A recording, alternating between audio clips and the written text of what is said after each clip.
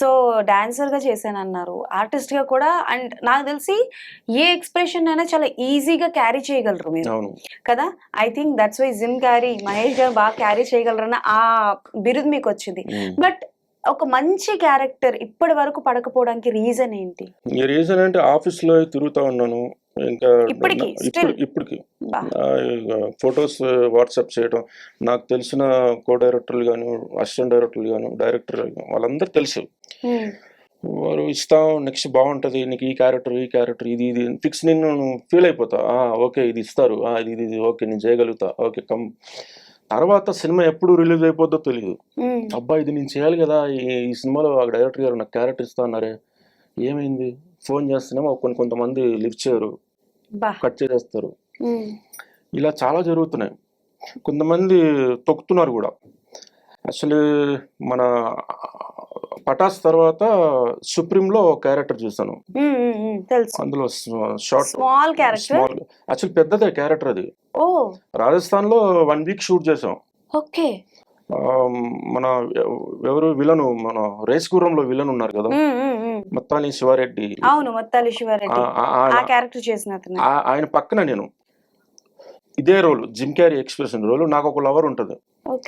అంటే ఆయన ఆయన ఆయన సిచ్యువేషన్ లో ఎట్లా అంటే, ఒక సీరియస్ గా ఆయన కోపం వస్తున్నప్పుడల్లా మేము ఎదురవుతూ ఉంటాం అనమాట. నేను ఆ అమ్మాయి ఒక కోకోనట్ ఇది ఉంటది కదా, బోండా, కొబ్బరి బోండా, ఈ స్టా పెట్టుకొని ఆ అమ్మాయి తాగుతుంటే నేను ఆ అమ్మాయి మూతలో పెట్టి స్టా పెట్టి తాగుతుంటూ ఉంటా. అలా కొన్ని సిచ్యువేషన్లు ఎదురవుతూ ఉంటాను అనమాట.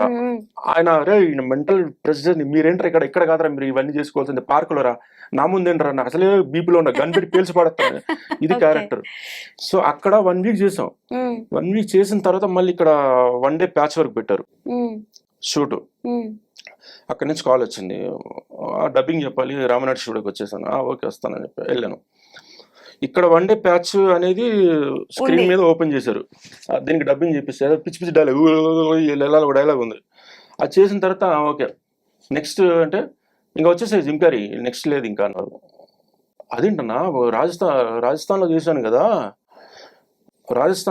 కదా, ఆ ఎపిసోడ్ అంతా ఏమైంది అన్నట్టు అదన్నీ కొంచెం తీసేశారు, లాగ్ అయిందని. ఇది ఒక్కటే పెట్టారు ఈరోజు ప్యాచ్ వర్క్ అంటే, ఇది ఒక్కటే ఉంది ఈరోజు హైదరాబాద్ జరిగిన ప్యాచ్ వర్క్ ఒకటే ఉంది అన్నాడు. ఇది ఒక్కటే. ఇక నాకు అక్కడ కూడా ఏడుపు తక్కువ. దాని తర్వాత Raja the great Anil sir 7 acres కి పిలిపించారు. డార్జిలింగ్ ఉంది కదా అవుట్డోర్, డార్జిలింగ్ లో షెడ్యూల్లో అక్కడ క్యారెక్టర్ క్రియేట్ చేశారు, పోలీస్ క్యారెక్టర్. మంచిగా నా వరకు కాస్ట్యూమ్ అన్ని మెజర్మెంట్ అన్ని అయిపోయినాయి. డేట్స్ కూడా ఇచ్చారు, నెక్స్ట్ మంత్ డేట్స్ ఇచ్చారు.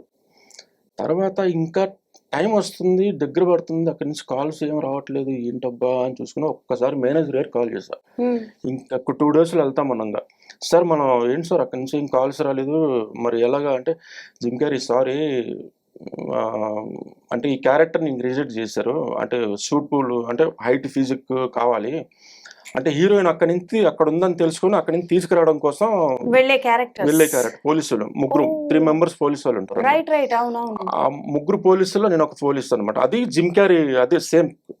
అక్కడ కామెడీ పండదో మరి ఏమనుకున్నారో తెలీదు, సీరియస్ గా ఉండాలి అని అనుకున్నారో ఏమో తెలియదు, అక్కడి నుంచి తీసేసి వేరే వాళ్ళని పెట్టారు. చాలా చూసారు అయితే.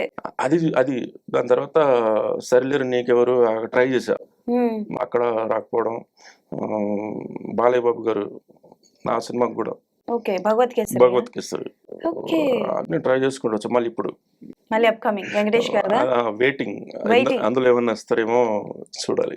ఫస్ట్ ఒక మంచి అవకాశం ఇచ్చింది అనిల్ రావిపూడి గారు, మంచి. బట్ కళ్యాణ్ రామ్ గారికి చెప్పాలి కదా, కళ్యాణ్ రామ్ గారు కూడా కాదు, మన శ్రీనివాస్ గారికి థ్యాంక్స్ చెప్పాలి. ఆయన పిలవడం, ఆయన ద్వారా ఒక మంచి ఆర్టిస్ట్ ఇండస్ట్రీకి వచ్చారు. సో డాన్సర్ గా ఉన్నప్పుడు నాకు తెలిసి ఎలా ఉంటుందంటే డాన్సర్స్ లైఫ్, బికాస్ నేను చూసా కొంతమందిని, అంటే వాళ్ళకి టు బి వెరీ ఫ్రాంక్ చెప్పాలంటే ఒక రెస్పెక్ట్ ఉండదు, తిండి సరిగ్గా అంటే తినడానికి ఇస్తారు ఓకే ఒప్పుకుంటాం, కానీ ఒక పర్టికులర్ ప్లేస్ ఉండదు కాస్ట్యూమ్ చేంజ్ కి, కానీ ఒక డిసిప్లిన్ ఉండదు, ఇలా ఉంటాయి కదా. సో యాజ్ అ డాన్సర్ గా ఉన్నప్పుడు మీరు ఫేస్ చేసిన స్ట్రగల్స్ ఏంటి, అలాంటివి ఎప్పుడైనా ఫేస్ చేస్తారా వైల్ షూటింగ్ పీరియడ్ లో కావచ్చు? తక్కువ ఏం చూడలే కానీ, కాకపోతే గ్రూప్ పెద్దది, ఒక ఒక 50 మంది, 100 మంది, 200 మంది, ఓ 400 మంది అన్నప్పుడు కొంచెం స్ట్రగుల్ పడాల్సిందే ఖచ్చితంగా. అంటే అంతమందికి చేరలేయాలంటే కష్టం. ఇప్పుడు ప్రొడ్యూసర్ గారు కూడా ఆ ప్రొడక్షన్, ఏ ప్రొడక్షన్ అయినా సరే ఇంతమందికి ఫుడ్ పెట్టడమే ఎక్కువ. కానీ మినిమం ఎంత లేదన్నా ఒక 30, 40, 50 లోపు ఏదైనా ఉంటే కొంచెం సెట్ చేసి ఒక టెంట్ వేసి ఇది డాన్సర్ ప్లేస్ అంటే ఒక నీట్గా అంతవరకు చేయగలరు. కొన్ని కంపెనీలు ఎలా ఉంటాయంటే డైరెక్ట్గా నిలబడి లైన్ క్యూ కట్టడం, నిలబడి తినేయని చెప్పేయడం, చైర్స్ కొంతమందికి పెట్టింది, అది కూడా సింగిల్ చైర్స్ పెడతారు, ఫుల్ సిట్టింగ్ మామూలుగా ఉంటది కదా, అది పెడతారు. మనకేంటి అంటే ఎగిరేమో ఎండ అనక ఇవన్నీ కొంచెం కింద కాలు కాలుతూ పైన ఎండ ఇలాంటివన్నీ కాకుండా బాడీ మొత్తం పెయిన్స్ ఉంటా కూడా రిలాక్స్ అవ్వాలని కొంచెం అనిపిస్తుంటది, ఎవరికైనా అనిపిస్తుంది. అలాంటి టైంలో కూడా చైర్స్ కూడా అలాంటివి పెడితే ఎలా ఉంటుంది చెప్పు. అంటే కొంచెం ఇలా ఇగో ఇది బాగుంది, ఈ చైర్ ఉంది, అబ్బా రిలాక్స్, ఒక గంట అయినా కాస్త ఇలా ఉండొచ్చు. అది పెడితే ఇలా అంటే టప్పని ఇరిగి వెనక పడిపోతాం, లేకపోతే ఆ చైర్ పక్కన పెట్టి కింద కూర్చుంటాం.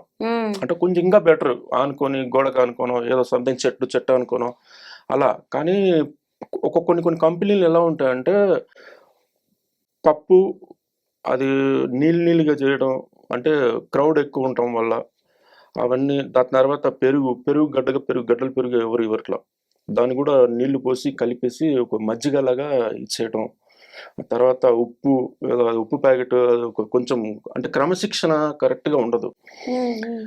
ఒక చైర్ అనేది కూర్చొని నీట్గా ఉండటం కానీ, నీట్గా తినటం కానీ, కొన్ని టెంట్లు చూస్తుంటే డీసెంట్గా ఉంటాయి, ఒక టేబుల్స్ కానీ అవి. మనకి ఎందుకు డాన్సర్ కానీ అంటే కష్టం, ఆ కష్టం అనేది మామూలుగా ఉండదు. అది మా ఎండ అనేది చేస్తూ ఉంటే కూడా బాడీ ఎట్లా ఉంటుంది అంటే ఎక్కడో నరాలు, మోకాళ్ళు, బ్యాక్ పెయిన్ ఇవన్నీ పట్టేస్తూ ఉంటాయి.